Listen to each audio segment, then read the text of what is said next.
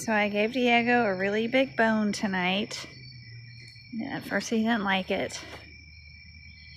But I let him outside and he's trying to figure out where to bury it.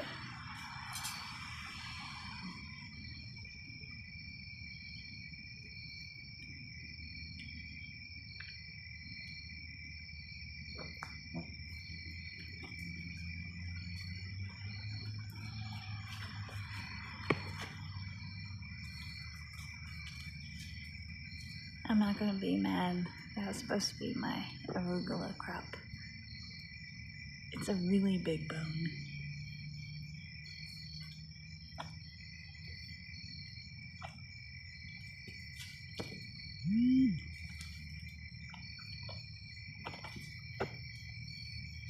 Nope. Yeah, okay. He doesn't even see me. What? Go wherever you need to. I love you.